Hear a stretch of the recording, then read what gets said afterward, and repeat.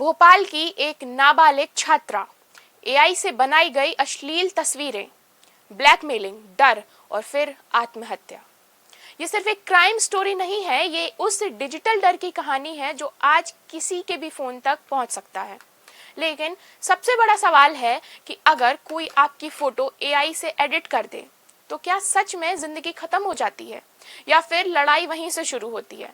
नमस्कार, आप देख रहे हैं समाचार लुकआउट। मैं हूं वेदिका रिछारिया। आज हम बात करेंगे भोपाल के उस दर्दनाक मामले की जिसने पूरे देश को झकझोर दिया है। लेकिन इस वीडियो में सिर्फ खबर नहीं बताएंगे, बल्कि ये भी समझाएंगे कि एआई से होने वाला ऐसे फ्रॉड से कैसे बचा जा सकता है, कैसे पहचाने कि कोई फोटो असली है या फेक, और अगर कोई ब्लैकमेल करे तो क्या करना चाहिए। खबर भोपाल के ऐशबाग इलाके में रहने वाली 17 साल की छात्रा की है जो 11वीं क्लास में पढ़ती थी। परिवार के मुताबिक उसे दो युवक लंबे समय से परेशान कर रहे थे। आरोप है कि सोशल मीडिया से उसकी तस्वीरें लेकर एआई की मदद से अश्लील फोटो बनाई गईं और उन्हें वायरल करने की धमकी दी जा रही थी। परिजनों का कहना है कि स्कूल के बाद उसका पीछा भी किया जाता था। धीरे धीरे डर इतना बढ़ गया कि छात्रा मानसिक दबाव में रहने लगी और फिर एक दिन उसने अपनी छोटी बहन को कमरे से बाहर भेजा और फांसी लगाकर जान दे दी। पोस्टमार्टम के बाद परिवार और स्थानीय लोगों का गुस्सा फूटा। थाने के सामने प्रदर्शन हुआ। लोगों ने आरोपियों की गिरफ्तारी की मांग की। पुलिस फिलहाल मामले की जांच कर रही है। लेकिन अब यहाँ एक बहुत जरूरी बात समझनी होगी। एआई आज इतना एडवांस हो चुका है कि किसी की भी फोटो लेकर नकली तस्वीरें या वीडियो बनाया जा सकता है। इसे डीप फेक या एआई मॉर्फिंग कहा जाता है। और डरने वाली बात यह है कि अब ये काम सिर्फ हैकर्स नहीं, मोबाइल ऐप्स और वेबसाइट के जरिए कोई भी कर सकता है। लेकिन ध्यान रखिए, एआई से बनाई गई फोटो आपकी असली पहचान नहीं होती। गलती उस इंसान की होती है जो ऐसा कंटेंट बनाता है, ना कि उस व्यक्ति की जिसकी फोटो का गलत इस्तेमाल हुआ हो।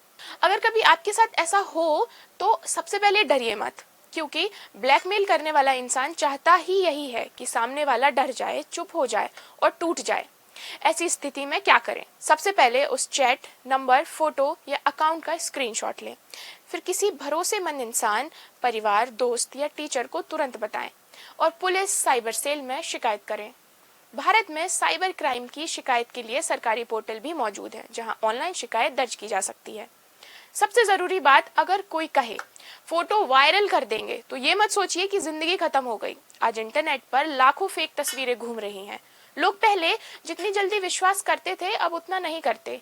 एआई के दौर में लोग समझने लगे हैं कि फोटो और वीडियो भी नकली हो सकती है। लेकिन एक गलत फैसला, एक पल का डर और आपकी पूरी जिंदगी खत्म कर देता है। आत्महत्या कभी समाधान नहीं होती, क्योंकि आपकी जिंदगी किसी एडिट फोटो से कहीं ज्यादा कीमती होती है। और ये बात सिर्फ बच्चों को ही नहीं बल्कि माता पिता को भी समझनी होगी। अगर आपका बच्चा अचानक चुप रहने लगे, फोन से डरने लगे, बार बार तनाव में दिखे, तो सिर्फ डांटना नहीं होता बल्कि उसकी बात सुनना भी जरूरी होता है। कई बार बच्चे डरते हैं कि परिवार क्या सोचेगा, समाज क्या कहेगा, लेकिन सच ये है कि मुश्किल समय में परिवार का साथ ही सबसे बड़ी ताकत बनती है। ये मामला सिर्फ भोपाल का नहीं है, ये एक चेतावनी है कि एआई जितना ताकतवर बन रहा है उतनी ही जरूरी डिजिटल समझ भी हो गई है। तकनीक अच्छी या बुरी नहीं होती, उसे इस्तेमाल करने वाले लोग तय करते हैं कि वो हथियार बनेगी या मदद। फिलहाल इस मामले की जांच जारी है, लेकिन उम्मीद यही है कि दोषियों पर सख्त कार्रवाई हो, ताकि कोई और बच्चा डर की वजह से अपनी जिंदगी खत्म करने के बारे में सोचे भी ना। आप क्या सोचते हैं एआई के गलत इस्तेमाल को रोकने के लिए और क्या-क्या कदम उठाने चाहिए? अपनी राय हमें कमेंट में जरूर बताइए। पूरा वीडियो देखने के लिए धन्यवाद।